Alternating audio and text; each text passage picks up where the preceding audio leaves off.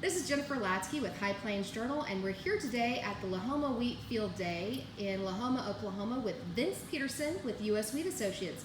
Vince, let's talk about what you've seen on your 3-day tour of Oklahoma today. Well, thanks, Jennifer. Nice to be on with you. You know, it's been a great tour. I got here on Tuesday night, spent Wednesday, Thursday, and Friday at 3 different field days. Ponca City, first day, Thomas yesterday, and today here in Lahoma. And frankly, I learned a lot. I saw the varieties, the researchers, the scientific community out in the field. But what impressed me the most out of the thing, in terms of a marketer of wheat, was some discussions centered around the quality factors of it. A lot of discussion about agronomics and how they hold up, and straw strength and pH of soil. But there was a big discussion about protein levels, flour quality, those kind of things. And that's the kind of message, frankly, that the users of our wheat are going to really be looking for us to help them with. Alrighty. Speaking of those users of wheat, we've moved a little bit around of where we're focusing on, where we're focusing our wheat trade a little bit. Talk about that. Yeah, in fact, let's say it's been imposed on us a little bit. You got this, of course, everyone knows the Russian presence in the export market has changed the Middle East, changed Egypt, and that because it's right in their backyard. You know, Egypt for them is our Mexico.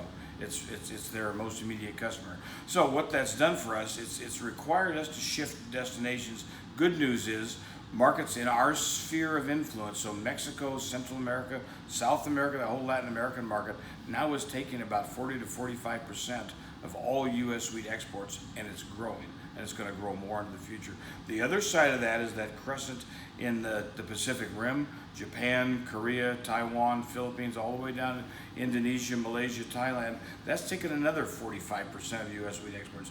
So you've got somewhere around 85 to 90% of our exports right now centered in these two theaters. Of course, these are big issues with regards to market access and trade and those kind of things now. So let's talk about market access and trade, and we're looking at some of those funds that are vital for us, the FMD and MAP funds that are vital for U.S. Wheat Associates and included in the Farm Bill.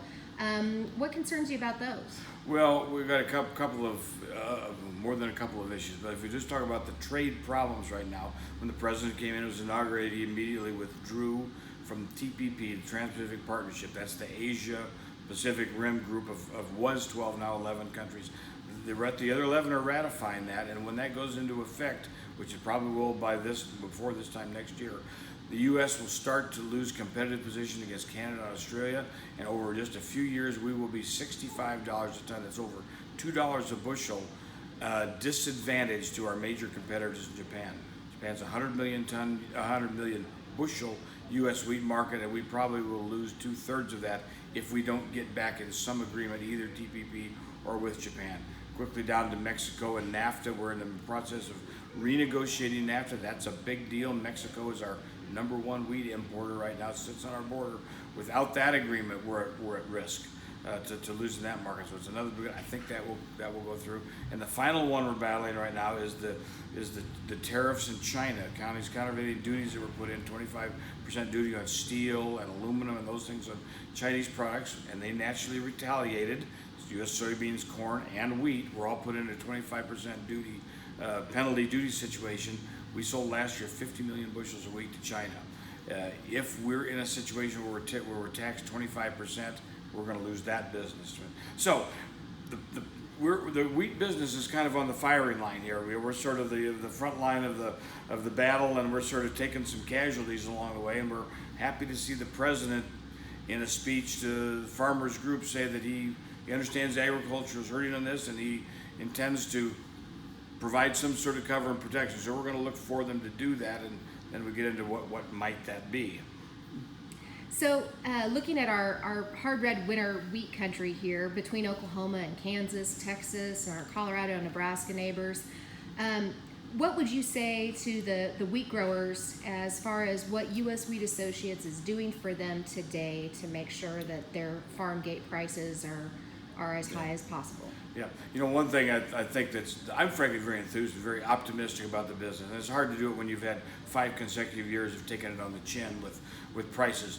But U.S. Wheat is taking that money that we're saving in Africa and in Egypt. In fact, we closed our office of 40 years in Egypt this last December, and we're reinvesting that money in Latin America. So right now we're in the middle of hiring another technical person for our office in South America. That person will work with our marketing staff, work with technical consultants, sort of to expand our reach, expand our reach down into the industry in South America. If we look at the Americas, we're going to increase about 250 million people in population in the next 30 years. That means another roughly 18 million tons in consumption. That's about half of, or more than half of our exports. There's a huge growth potential out there for it, right in our own backyard, looking out 20 and 30 years. So for the younger farmers out there, it's less than a year's or a lifetime's career. I think the options are very, very optimistic for them. Okay.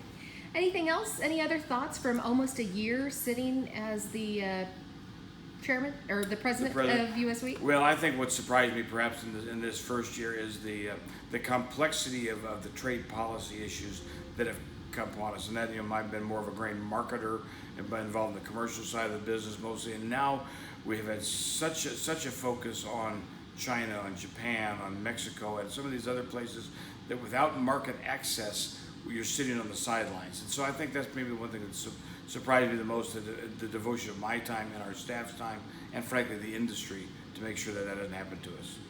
Great. Well, thank you so much for joining us today. This has been Jennifer Latzke with High Plains Journal. For more coverage, visit www.hpj.com.